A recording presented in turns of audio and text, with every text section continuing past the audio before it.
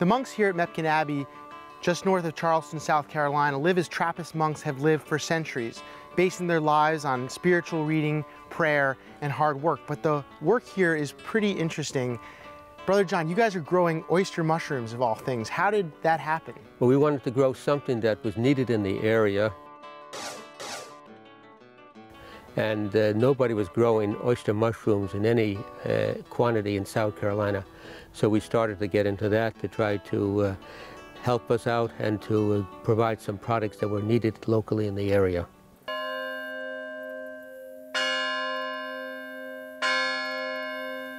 The day in the life of a monk here at Mepkin Abbey is pretty different. The pace is very different. It's a monastic schedule, a monastic way of life that has been in existence for about 2,000 years as far as monasticism goes. It's basically orientated to prayer. And how much time of the day do you devote to your work with the mushrooms? We'll have about 4 hours in the morning and 2 hours in the afternoon. Well, I'd love to see where these mushrooms are, because I don't see any mushrooms growing here, so they must be somewhere inside there. Specialized place, specialized place. All right, let's go see where that is. By all means.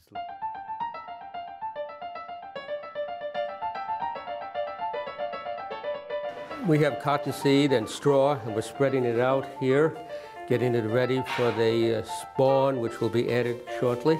It's been cooked for a certain period of time with high temperatures, and it's cooling down now. Is that to sterilize the hay? To sterilize it, to pasteurize it. This is what you need to do if you want to try to grow 500 pounds of mushrooms a week. Is that how much you're producing right now? 500 pounds.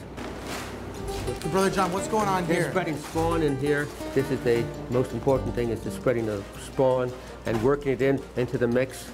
Pack this medium into this bag.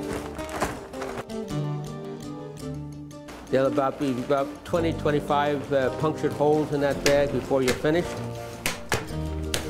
And out of those holes, the mushrooms will grow. So, Brother John, this is where the mushrooms come after they've been bagged. Right.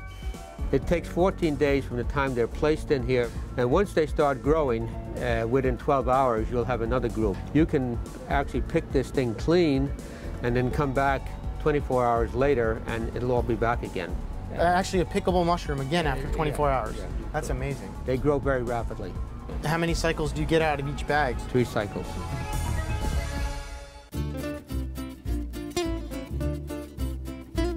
Well, Brother John delivered me to the kitchen here and handed me off to Father Joe, who does all the cooking for the monks here, and it's really exciting to be in the kitchen. I know what a special place it is, so thank you for having me, and we're going to do a little cooking together. Looks fun to me. So what are you making? I'm going to make a potato, leek, and mushroom dish.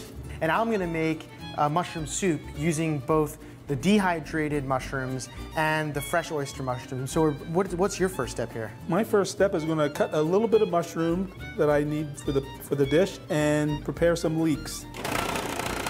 What I'm going to do first is I'm going to rehydrate the dried mushrooms, and that's what you have to do with the dehydrated mushrooms. You have to add them to hot water or hot stock. So I'm just going to throw some chopped celery and onion to that and let it cook, and that's going to also add a lot of flavor to the stock. Start on our roasted mushrooms that are going to be the garnish for my mushroom soup. When you're roasting the mushrooms, I find that you need sort of the bigger ones that are going to hold up to the heat. Right, because the water comes out of the mushrooms, so they get pretty small. The simplest thing to do with mushrooms when you're roasting them is just put a little salt and oil on them and throw them in the oven. All right, Father Joe, so you're going to start sauteing the leeks now? I got the leeks in the butter ready to go. That's good. Soften up the leeks. I'm going to skim the stock a little bit. How are you going to slice up the potatoes? I'm going to use this food processor. And you have to grate some cheese for I the gotta grate some cheese. I can do that while you're maybe putting that together and sauteing the mushrooms. That would be super. It's really a cheesy gratin. That's what makes a gratin good, is all the cheese and the cream and stuff, right? I'm going to put white wine in it too. Whoa, yum. Better. And what are you looking for when you saute the mushrooms? Well, I want them to decrease a bit and get tender. Not much, because I'm going to cook a lot in the oven. And this is pretty simple to assemble, right? It is. We're just going to layer it. Okay. So what I'm going to do is mix them together first, so that I can pour them between the potato layers. This is a really good, creative way to use the mushrooms. So the last step to this gratin is to have a liquid that it's going to cook in. And what are you using for your liquid? For the liquid, I'm going to use cream, white wine, and chicken broth. All right, so you throw in your gratin, and I'll grab the mushrooms because they smell done and they look beautiful. Wow, look at that beautiful brown color. That's just what we want. And now I can finish up my soup, but we don't want the vegetables in there because we don't want it to be too chunky. So I'm gonna strain those out. We can whiz them with a little bit of flour and a little bit of stock and touch of cream, and then add them back in, and it'll help to thicken it. And so then all I need to do to finish up my dish is chop up the mushrooms, and they look really beautiful, don't they? They do. And this is just gonna be the garnish for the soup. So shall we eat? Let's serve it up. Let's do it. And these are all recipes that you can do at home using the Mepkin Abbey mushrooms. Do you want a bite of this? I want to. That's really good.